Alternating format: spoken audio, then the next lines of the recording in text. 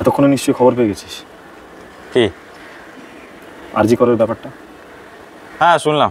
আর নতুন কি, এসব হয়ে আসছে, হতেই থাকে। কি এত ক্যাজুয়ালি বলছিস? এত নতুন কি? রাস্তায় রাস্তায় কত মিছিল বেরোচ্ছে, লোকজন কত প্রোটেস্ট করছে। আরে এই দুদিনের মিছিলে কি হবে? বহুত দেখেছি এরকম মিছিল, সময় নষ্ট, ফালতু সব।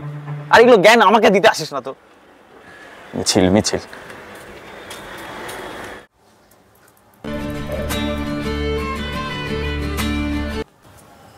হ্যাঁ বুনু বল। কি রে দাদা, আসবি না রাখিতে?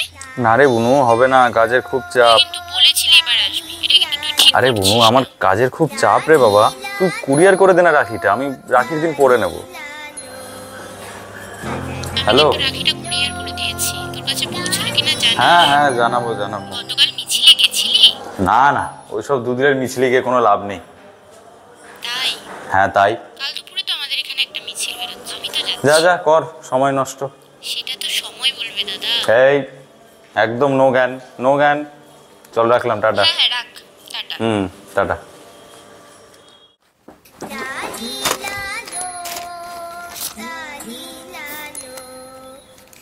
The number you are trying to call is currently not reachable. Please try again.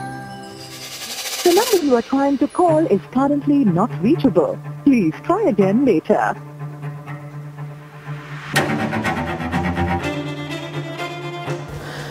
মা, বুনুর ফোন এতক্ষণ সুইচ অফ কেন? সেই দুপুরে বাড়ি থেকে বেরিয়েছে, এখনো বাড়িতে আসেনি, ফোনটাও সুইচ। মানে তুমি আমাকে জানাওনি কেন? তোকে আবার বিরক্ত করবো?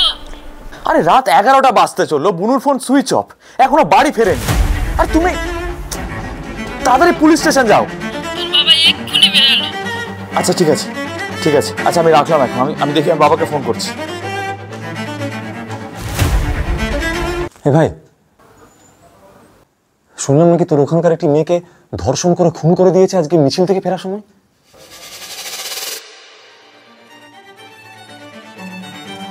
হ্যাঁ শুনলাম, নতুন নতুন সব হয়ে আছে।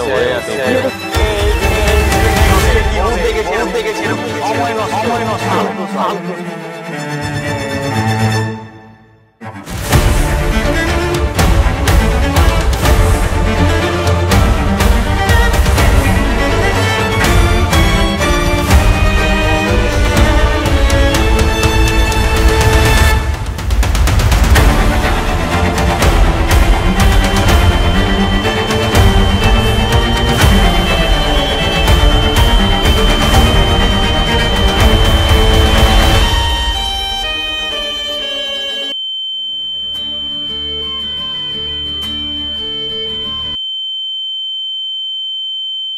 কি রে দাদা, রাখিটা পেলি?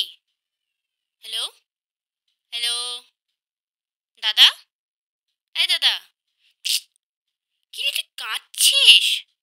দাদা, আরে আরে ফোনটা আমার হাত থেকে পড়ে খারাপ হয়ে গেছিল।